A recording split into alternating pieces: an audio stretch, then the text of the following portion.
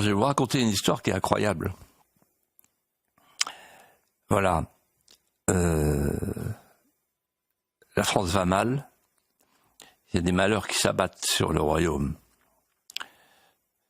Le roi, vieillissant, c'est un vieillard. Il a la goutte. Il a les jambes roides. Et il porte le deuil d'un grand serviteur qui vient de disparaître.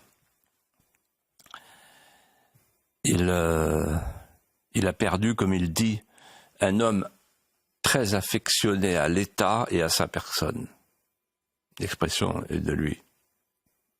Il s'agit du maréchal de Vauban, le commissaire général aux fortifications, qui laisse derrière lui la ceinture de fer du Précaré.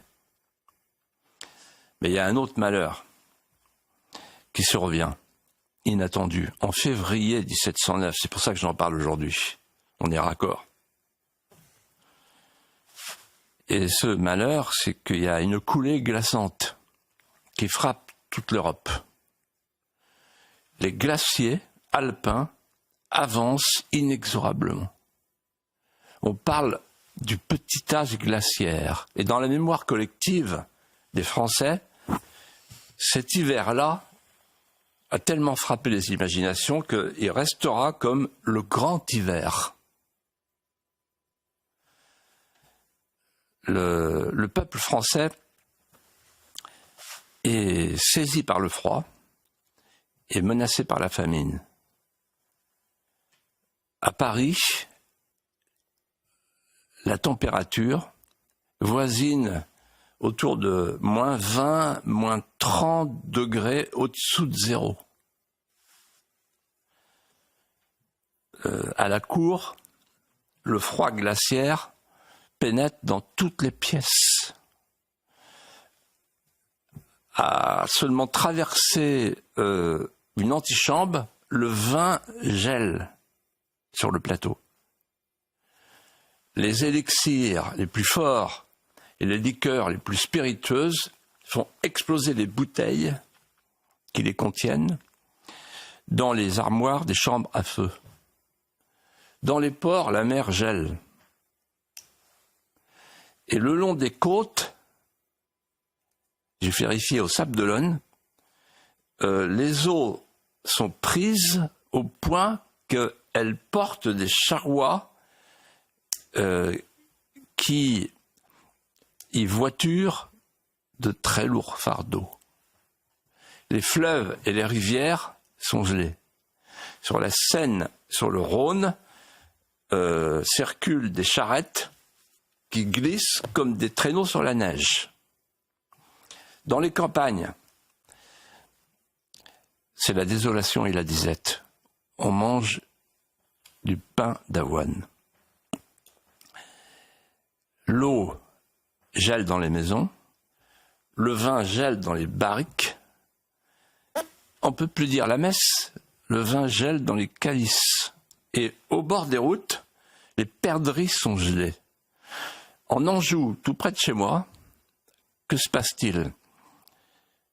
Le froid est si intense qu'on voit tomber la crête des volailles. Et dans le Midi, nous rapporte-t-on, les oliviers se fendent et ne donneront plus jamais de fruits. Alors, le vieux monarque, cherchant à partager le malheur de son peuple, décide d'envoyer à la monnaie pour qu'il soit entièrement fondu son service d'or, les assiettes, les plats, les sablières. Et il invite tous les gens de la cour à faire de même avec leur vaisselle d'argent auprès de l'orfèvre du roi. C'est symbolique. Cher Eliot, cher Geoffroy, vous me regardez avec une interrogation dans les yeux. Pourquoi il nous raconte tout ça ? Tout est dans la fin.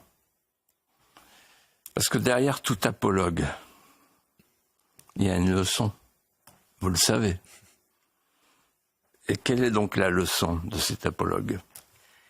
Cette leçon, je l'ai trouvée dans un livre admirable puissant, difficile à lire, d'un académicien qui s'appelle Emmanuel Leroy-Ladurie, un grand historien. C'est l'histoire du climat en Europe depuis l'an 1000. Alors on voit les glaciers qui avancent, qui reculent, c'est compliqué, ça va, ça vient.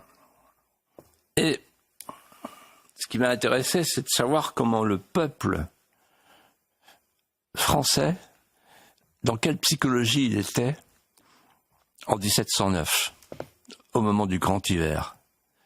Et on trouve la réponse chez Leroy-Ladurie. En fait, les Français, les contemporains du grand siècle,